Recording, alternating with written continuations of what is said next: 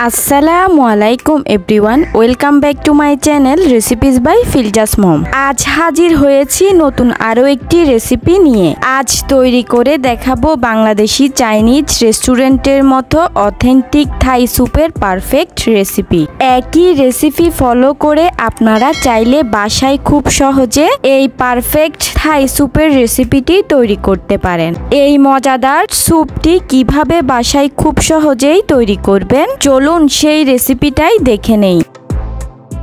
এখানে আমি প্রায় 200 গ্রামের মতো নিয়েছি মুরগির মাংস। মাংসগুলোকে আমি খুব ভালো করে ধুয়ে তারপর এরকম টুকরো করে কেটে নিয়েছি। আর নিয়েছি প্রায় 150 গ্রামের মতো চিংড়ি মাছ। মাছগুলোকেও আমি খুব ভালো করে ধুয়ে পরিষ্কার করে নিয়েছি। আজ আমি যেই পাত্রে স্যুপ রান্না করব সেই পাত্রের মধ্যে একে একে সবগুলো উপকরণ নিয়ে নিব। তাই প্রথমেই দিয়ে দিচ্ছি মাংস এবং চিংড়ি মাছগুলো। আপনারা চাইলে এই স্যুপটা তৈরি করার সময় এই পর্যায়ে মাশরুম ব্যবহার করতে পারেন, তবে মাশরুম ব্যবহার না করলেও কোনো অসুবিধা নেই। আজকে আমি মাশরুম ছাড়াই আপনাদেরকে হুবহু রেস্টুরেন্ট স্টাইলের থাই স্যুপ তৈরি করে দেখাবো। এই স্যুপটা তৈরি করতে আরও লাগবে 3টা ডিমের কুসুম। ডিমের সাদা অংশটাকে খুব ভালো করে আলাদা করে এই কুসুমটা নিতে হবে, তা না হলে থাই স্যুপটা ফেটে যেতে পারে। এখানে আমি প্রায় হাফ কাপের মতো টমেটো এবং চিলি সসকে একসাথে মিশিয়ে নিয়েছি। এবার সেই সসটাকে এই পাত্রে ঢেলে নিব, তবে আপনারা চাইলে এখানে শুধু টমেটো সসটাও ব্যবহার করতে পারবেন। এই স্যুপের সবচেয়ে প্রয়োজনীয় উপকরণ হলো লেমন গ্রাস বা স্যুপ পাতা। থাই স্যুপের অথেন্টিক ফ্লেভারটা কিন্তু এই লেমন গ্রাস থেকেই আসে। লেমন গ্রাসের এই নিচের গোড়ার অংশটাকে আমি একটা ছুরির সাহায্যে খুব ভালো করে থেতলিয়ে নিয়েছি, যাতে এর পুরোপুরি ফ্লেভারটা এই স্যুপে পাওয়া যায়। এই স্যুপের একটি প্রয়োজনীয় উপকরণ হলো থাই জিঞ্জার। আমি এখানে প্রায় 3 টুকরো নিয়েছি থাই জিঞ্জার, আর 3 টুকরো নিয়েছি দেশি আদা।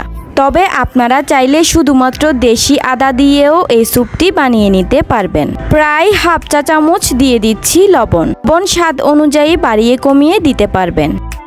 দিয়ে দিচ্ছি প্রায় 1 চা চামচ পরিমাণ চিনি। এটি এই রেসিপিতে একটা ব্যালেন্স রাখতে সাহায্য করবে।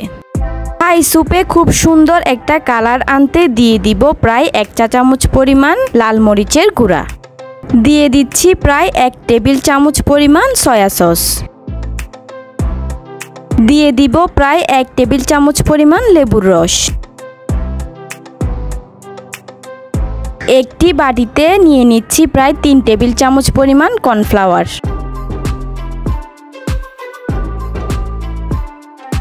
এবার প্রায় 1/3 কাপ পরিমাণ পানি দিয়ে এই কর্নফ্লাওয়ারটাকে গুলে নিব।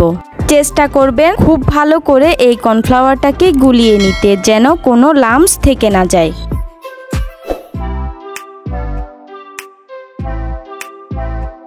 খুব ভালো করে এই কর্নফ্লাওয়ারটাকে গুলিয়ে নেওয়া হয়ে গেলে এবার আমি যেই পাত্রে এই স্যুপটা রান্না করব সেই পাত্রে এই কর্নফ্লাওয়ারের মিশ্রণটাকে ঢেলে নিব। এবার থাই স্যুপের সবগুলো উপকরণকে একসঙ্গে খুব ভালো করে নেড়েচেড়ে মিশিয়ে নিচ্ছি, কারণ এই মিশানোর উপরই নির্ভর করবে থাই স্যুপের স্মুথ টেক্সচারটা।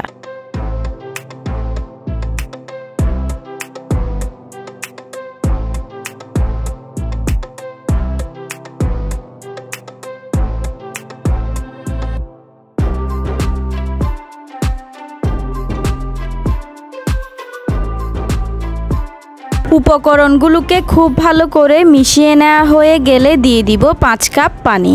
স্যুপটা তৈরি করতে আজ আমি চিকেন স্টক ব্যবহার না করে পানি ব্যবহার করছি, কারণ আজ আমি এই স্যুপটা তৈরি করতে মুরগির বুকের মাংস এবং চিংড়ি মাছ ব্যবহার করেছি। তাই এটা রান্না করার সময় ফ্যাট এবং ফ্লেভার দুইটাই রিলিজ করবে।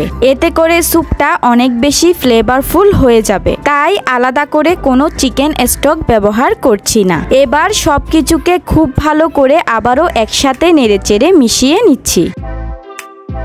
খুব ভালো করে মেশানো হয়ে গেলে এবার আমি এই স্যুপটাকে রান্না করার জন্য চুলায় বসিয়ে দিচ্ছি।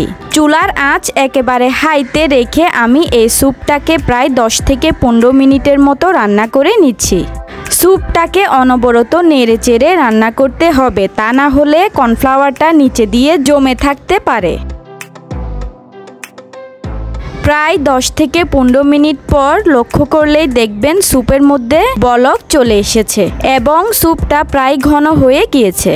আমি আবারও খুব ভালো করে স্যুপটাকে নেড়েচেড়ে দিচ্ছি। এবার চুলার আঁচ মিডিয়ামে রেখে আমি স্যুপটাকে আরও প্রায় 5 মিনিটের মতো রান্না করে নিব। এতে করে স্যুপটা আরও কিছুটা ঘন হবে। আরও প্রায় 5 মিনিট এই স্যুপটাকে রান্না করে নিয়েছি।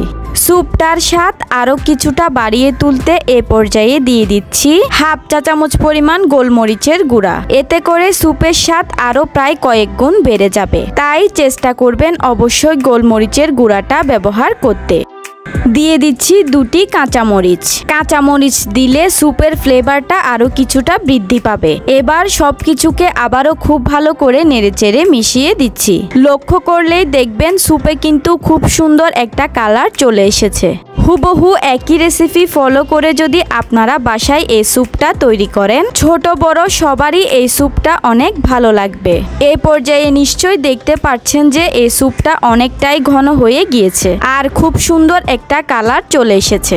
স্যুপটা রান্না করা হয়ে গিয়েছে। এবার আমি এই স্যুপটাকে চুলা থেকে নামিয়ে নিচ্ছি। প্রিয় দর্শক, আমি আশা করছি আমার আজকের এই মজাদার রেস্টুরেন্ট স্টাইলের থাই স্যুপের রেসিপিটি আপনাদের সবার কাছে বেশ ভালো লেগেছে। যদি ভালো লাগে তাহলে আমার চ্যানেলটি সাবস্ক্রাইব করতে ভুলবেন না। লাইক, কমেন্ট এবং রেসিপিটি অবশ্যই শেয়ার করবেন আপনাদের ফ্রেন্ডস এন্ড ফ্যামিলির মাঝে। এরকম আরও নিত্য নতুন রেসিপি পেতে আমার চ্যানেলের সঙ্গেই থাকুন। আর আমার আজকের রেসিপি আপনাদের কেমন লাগলো আমাকে অবশ্যই কমেন্ট করে জানাবেন। আমি তাহলে আজকের মতো এখানেই বিদায় নিচ্ছি। আল্লাহ হাফেজ।